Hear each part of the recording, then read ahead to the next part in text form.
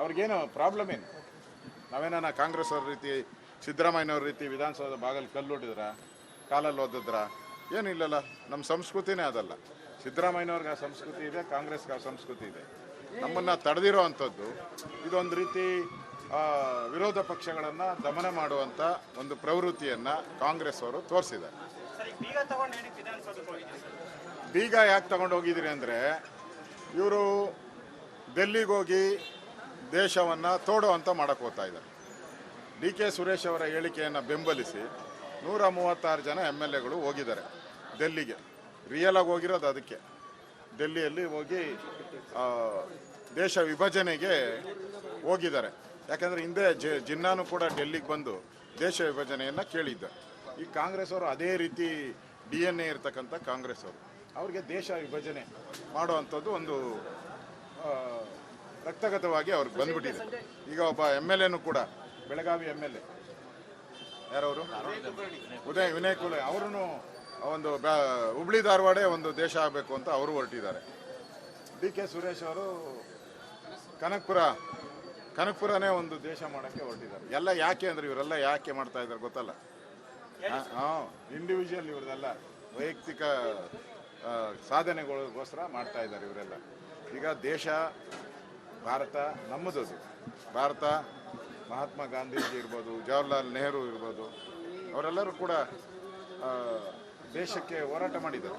ಅವ್ರ ಪಾರ್ಟಿಯವರು ಇದ್ರು. ಅವರು ಮಹಾತ್ಮ ಗಾಂಧೀಜಿ ಏನು ಅವ್ರ ಪಾರ್ಟಿ ಅಲ್ಲ. ಸರ್ದಾರ್ ವಲ್ಲಭಾಯ್ ಪಟೇಲ್ ಅವರು ಇರ್ಬೋದು, ಭಗತ್ ಸಿಂಗ್ ಇರ್ಬೋದು, ಇವರೆಲ್ಲರ ಬಲಿದಾನದಿಂದ ಇವತ್ತು ನಮ್ಗೆ ಸ್ವಾತಂತ್ರ್ಯ ಸಿಕ್ಕಿದೆ.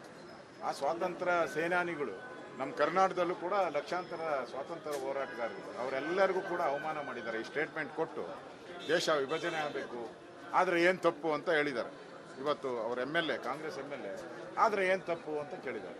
ಆಯ್ತಪ್ಪ, ನಾಳೆ ಟಾಟಾ ಇದ್ದಾನೆ, ಟಾಟಾ ಬಿರ್ಲಾ ಅವ್ರ ಆಫೀಸು ಕರ್ನಾಟಕದಲ್ಲೂ ಇದೆ. ಅವ್ರು ಹೇಳ್ತಾರೆ ನಮ್ಮ ಟ್ಯಾಕ್ಸು ನಮ್ಮ ಕಂಪನಿಗೆ ಅಂತ. ಯಾರು ಕೊಡ್ತೀರ ಅವಾಗ? ಬೆಂಗಳೂರಲ್ಲಿ ನಮ್ಮ ರೋಡ್ಗಳಿದೆ, ಭಾಳಷ್ಟು ಜನ ಒಳ್ಳೊಳ್ಳೆ ಸದಾಶಿವನಗರದಲ್ಲಿ ಟ್ಯಾಕ್ಸ್ ಒಂದೊಂದು ಬಿಲ್ಡಿಂಗೂ ಕೂಡ ಸುಮಾರು 5 ಲಕ್ಷ 10 ಲಕ್ಷ ಹಣ ಕಟ್ತಾರಪ್ಪ. ಸದಾಶಿವನಗರ ಪ್ರತಿಷ್ಠಿತ ಬಡಾವಣೆ ಸದಾಶಿವನಗರ. ಅಲ್ಲೇ ಡಿ ಕೆ ಶಿವಕುಮಾರ್ ಅವರು ಇರೋದು, ಡಿ ಕೆ ಸುರೇಶ್ ಅವರು ಅಲ್ಲೇ ಇರೋದು.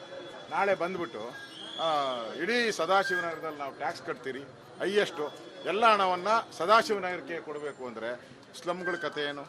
ಬಡವರ ಕಾಲೋನಿಗಳ ಕತೆ ಏನು? ವಿದ್ಯಾಭ್ಯಾಸದ ವಿದ್ಯಾರ್ಥಿಗಳ ಕತೆ ಏನು? ಇದೆಲ್ಲ ನಾಟಕ.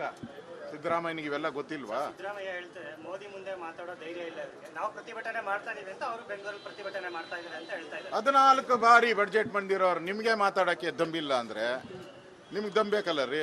ಮೊನ್ನೆ ಬಂದಿದ್ರಲ್ಲ, ಮೊನ್ನೆ ಏರ್ಪೋರ್ಟ್ಗೆ ಬಂದಾಗ ಮಾಡಬೇಕಾಯ್ತು, ದಮ್ ತೋರಿಸ್ಬೇಕಾಯ್ತು. ಇವರು ಮೋದಿಯವ್ರ ಜೊತೆ ಬೇಕಾದಷ್ಟು ಫಂಕ್ಷನ್ಗೆ ಬಂದಿದ್ದಾರಲ್ಲ, ಯಾರು? ಸಿದ್ದರಾಮಯ್ಯನವರು. ಅವಾಗ ಯಾಕೆ ದಮ್ ತೋರಿಸಿಲ್ಲ? ಅವಾಗ ಸೈಲೆಂಟ್. ಅವಾಗ ನಮಸ್ಕಾರ ನಮಸ್ಕಾರ ನಮಸ್ಕಾರ ನಮಸ್ಕಾರ, ಏನು ವಿಧೇಯತೆ? ಈಗ ವೈಬಂಟ್ ಏನು ಹೂ ಅಂತವ್ರೆ. ಈ ಆ ಹೂನ ಮೋದಿಯವ್ರು ಬಂದಾಗ ಯಾಕೆ ಮಾಡಲಿಲ್ಲ ನೀವು? ನಮಗೆ ಹೇಳ್ತಿರಲ್ಲ, ನೀವ್ಯಾಕ್ರಿ ಮಾಡಿಲ್ಲ? ನೀವು ವಿರೋಧ ಪಕ್ಷ ತಾನೆ, ನೀವ್ಯಾಕೆ ಮಾಡಲಿಲ್ಲ? ನಿಮಗೆ ಕೇಂದ್ರ ಸರ್ಕಾರ ಏನು ಅನುದಾನ, ನಿರ್ಮಲಾ ಸೀತಾರಾಮನ್ ಸ್ಪಷ್ಟವಾಗಿ ಹೇಳಿದ್ದಾರೆ, ರಾಜ್ಯಕ್ಕೆ ಏನು ಅನುದಾನ ಬಿಡಬೇಕೋ ಎಲ್ಲ ಅನುದಾನವನ್ನು ಬಿಡುಗಡೆ ಮಾಡಿದ್ದೀನಿ ಅಂತ. ಅದಕ್ಕೆ ತಯಾರಿಲ್ಲ. ಅವ್ರಿಗೆ ಮನಮೋಹನ್ ಸಿಂಗ್ ಹೆಸರು ಹೇಳಿದ್ರೆ ಹಳೇದು ಬಿಡ್ರಿ ಅಂತಾರೆ. ಏನು ಮೋದಿ ಹೊಸದ? ಮೋದಿನೂ 10 ವರ್ಷದಿಂದ ಪ್ರಧಾನಮಂತ್ರಿಗಳಾಗಿದ್ದಾರಪ್ಪ. 10 ವರ್ಷದ ನಾವು ಬಿಡುಗಡೆ ಮಾಡಿದಾರಲ್ಲ. ಮೋದಿ 10 ವರ್ಷದಲ್ಲಿ 2,43,000 ಕೋಟಿ ಬಿಡುಗಡೆ ಮಾಡಿದ್ದಾರೆ. ಮನಮೋಹನ್ ಸಿಂಗ್ 80,000 ಬಿಡುಗಡೆ ಮಾಡಿದ್ದಾರೆ. ಉತ್ತರನೇ ಇಲ್ಲ ಇದಕ್ಕೆ. ಅವರು ಇನ್ನೂ ಉತ್ತರ ಕೇಳಕ್ಕೆ ಹೋಗಿ ಅವಾಗ ಬೆಲೆ ಏರಿಕೆ ಅದು ಇದು ಅಂತ ಹೇಳ್ತಾರೆ. ನೀವು ಹೇಳ್ರಿ, ರೈಲ್ವೆಗೆ ಎಷ್ಟು ಕೊಟ್ಟಿದ್ದಾರೆ? ಮನಮೋಹನ್ ಸಿಂಗ್ 10 ವರ್ಷ ಇದ್ರಪ್ಪ. ಕರ್ನಾಟಕದಲ್ಲಿ ಎಷ್ಟು ಹಣ ಬೇಡ, ಎಷ್ಟು ಕಿಲೋಮೀಟ್ರ್ ಹೇಳಿ? ಎಷ್ಟು ಕಿಲೋಮೀಟ್ರು ಮನಮೋಹನ್ ಸಿಂಗ್ ಇದ್ದಾಗ ರೈಲ್ವೆ ಯೋಜನೆ ಆಯಿತು?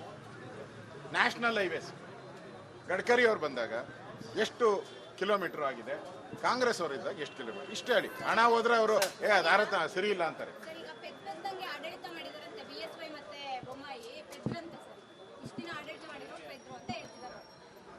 ದೇಶವನ್ನು 50 ವರ್ಷ ಲೂಟಿ ಹೊಡೆದ್ರಲ್ಲ, ಈ ಹಗರಣಗಳು ಮಾಡಿದ್ರಲ್ಲ. 2G 3G ಹಗರಣ, ರೈಲ್ವೆ ಹಗರಣಗಳು, ಹೆಲಿಕಾಪ್ಟರ್ ಹಗರಣ, ಕಲ್ಲಿದ್ದ ಹಗರಣ. ಇವರ ಏನಂತ ಹೇಳಿದ್ದು? ಪೆದ್ರು. ಯಾರು ಪೆದ್ರು? ಅಂದ್ರೆ ಲೂಟಿಕೋರರು ಅಂತ.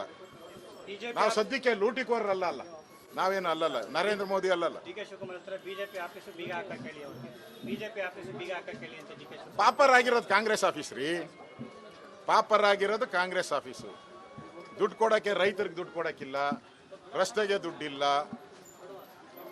ಎಕ್ಸಾಮ್ ಫೀಸ್ ಕಟ್ಟಕ್ಕೂ ಅವ್ರ ಹತ್ರ ದುಡ್ಡಿಲ್ಲ, ಆಮೇಲೆ ಹಾಸ್ಪಿಟ್ಲಿಗೆ ದುಡ್ಡಿಲ್ಲ, MLA ಫಂಡ್ ರಿಲೀಸ್ ಮಾಡೋಕ್ಕೆ ದುಡ್ಡಿಲ್ಲ. ಎಲ್ಲ ದುಡ್ಡಿಲ್ದವ್ರು ಅವರು ಬೀಗ ಹಾಕಬೇಕ್ರಿ. ನಾವ್ಯಾಕೆ ಬೀಗ ಹಾಕೋಣ? ನಮ್ಮ ಸರ್ಕಾರ ನೋಡ್ರಿ, ನಮ್ಮ ಸರ್ಕಾರ ಇದ್ದಾಗ ಯಥೇಚ್ಛವಾದಂಥ ನೀರು, ಫುಲ್ ವಾಟರ್, ಯಥೇಚ್ಛವಾದಂಥ power, full power, surplus power. ಇವ್ರು ಬಂದಮೇಲೆ ನೋ ವಾಟರ್ ನೋ ಪವರ್. ಯಾರು ಬೀಗ ಹಾಕಬೇಕು? ಡಿ ಕೆ ಶಿವಕುಮಾರ್ ಅವರೇ, ಯಾರು ಬೀಗ ಹಾಕಬೇಕು? ಖಾಲಿ ನೀರು ಖಾಲಿ, ಪವರು ಖಾಲಿ. ಬೀಗ ಹಾಕ್ಬೇಕಾಗಿರೋದು ನಿಮಗ್ರಿ. ನಾವಿದ್ದಾಗ ಸರ್ಪ್ಲಸ್ ಎಲ್ಲ ಎಕ್ಸಸ್ ಇತ್ತು, ಬೇರೆ ರಾಜ್ಯಗಳಿಗೆ ಪವರ್ ಕೊಡ್ತಾ ಇದ್ರಿ. ಈಗೇನಾಗಿದೆ? ಭಿಕ್ಷೆ ಬೇಡೋ ಸ್ಥಿತಿಗೆ ಬಂದಿದ್ದೀರ. ಬೇರೆ ರಾಜ್ಯಗಳ ಹತ್ರ ಪವರ್ಗೆ ಭಿಕ್ಷೆ ಬೇಡೋ ಸ್ಥಿತಿಗೆ ಬಂದಿದ್ದೀರ.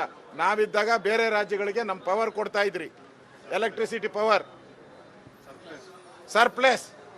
ಈಗ ಕಾಂಗ್ರೆಸ್ ಓಪ್ಲೆಸ್. ಜನ ತೀರ್ಮಾನ ಮಾಡಲಿ ಯಾವುದು. ಏನ ಪೆದ್ರು ಅಂದ್ರಲ್ಲ, ಯಾರು ಪೆದ್ರು ಅಂತ ತಿಳ್ಕೊಳ್ಳಿ. ನಮ್ಮಿದ್ದಾಗ ಸರ್ಪ್ಲೆಸ್ಸು ಪವರು, ವಾಟರ್ ಸರ್ಪ್ಲೆಸ್ಸು. ಇವರಿದ್ದಾಗ ಓಪ್ಲೆಸ್, ಎಲ್ಲ ಓಪ್ಲೆಸ್ಸು. ಯಾರು ಪೆದ್ರಪ್ಪ? ಸಿದ್ದರಾಮಯ್ಯ ಪೆದ್ರ, ಬೊಮ್ಮಾಯಿ ಪೆದ್ರ ಅಂತ ಅವರೇ ಜನನೇ ತೀರ್ಮಾನ ಮಾಡ್ತಾರೆ. 8 ತಿಂಗಳಾಯ್ತು ರೀ ಬಂದು, ಬೀಗ ಹಾಕ್ಸ್ಕೊಳೋ ಸ್ಟೇಜಿಗೆ ಬಂದ್ಬಿಟ್ರಲ್ರಿ ನೀವು ರೀ. 8 ತಿಂಗಳು ಸರ್ಕಾರ ಬಂದು ಖಜಾನೆ ಖಾಲಿ ಆಗಿದೆ ಅಂತ ಬೀಗ ಹಾಕ್ಸ್ಕೊಳೋ ಸ್ಟೇಜಿಗೆ ಬಂದಿದ್ದೀರಲ್ಲ. ನಿಮ್ಗೇನಾದ್ರೂ ಮಾನ ಮರ್ಯಾದೆ ಇದೆಯನ್ರಿ? ಗೌರವ ಇದೆಯನ್ರಿ? ಧೈರ್ಯ? ಅದೇನು ಹೇಳ್ತಾರಲ್ಲ, ಕೊಟ್ಟ ಕುದುರೆಯನ್ನು ಏರ್ಲಾರ್ದವನು ವೀರನೂ ಅಲ್ಲ ಶೂರನೂ ಅಲ್ಲ. ಈಗ ಹೇಳ್ತೀರಾ ಕುದುರೆಗೆ ಲಗಾಮಿಲ್ಲ, ಕುದುರೆಗೆ ಮೇವಿಲ್ಲ, ಕುದುರೆಗೆ ಶೆಡ್ ಇಲ್ಲ, ಕುದುರೆಗೆ ಮೈ ತೊಳೆಯೋನಿಲ್ಲ, ಕುದುರೆಗೆ ಮಾಲಿಶ್ ಮಾಡೋನಿಲ್ಲ ಅಂತ ಹೇಳ್ತೀರಾ. ನೀವು ಕೇಳೋದು? ನಿಮಗೆ ಕೊಟ್ಟ ಮೇಲೆ ನೀವೆಲ್ಲ ಮಾಡ್ಕೊಬೇಕ್ರಿ. ನರೇಂದ್ರ ಮೋದಿ ಬಂದಾಗ ಹೆಂಗೆ ಫೈನಾನ್ಸ್ ಸ್ಟೇಟಸ್ ಹೆಂಗಾಗಿದೆ? ಇವತ್ತು ಕಾಂಗ್ರೆಸ್ ಇದ್ದಾಗ, ನಮ್ಗೆ ಸ್ವಾತಂತ್ರ್ಯ ಬಂದಾಗ ನಮ್ಮ GDP ಏನಾಗಿತ್ತು? ಆರ್ಥಿಕ ಪರಿಸ್ಥಿತಿ ಸ್ವಾತಂತ್ರ್ಯ ಬರೋಕ್ಕೆ ಮುಂಚೆ ಬ್ರಿಟಿಷರು ಇದ್ದಾಗ ನಾವು ರಿಚೆಸ್ಟ್, ಭಾರತ ರಿಚೆಸ್ಟ್ ಇತ್ತು. ಕಾಂಗ್ರೆಸ್ ಬಂದು 50 ವರ್ಷ ನಮ್ಮನ್ನು ಪೂರ್ ಮಾಡಾಕ್ಬಿಟ್ಟು ನಮ್ಮ GDP ಪಾತಾಳಕ್ಕೆ ಹೋಗ್ಬಿಟ್ಟಿತ್ತು. ನಾವು 10ನೇ ಸ್ಥಾನದಲ್ಲೋ 15ನೇ ಸ್ಥಾನದಲ್ಲೋ ಇದ್ರಿ.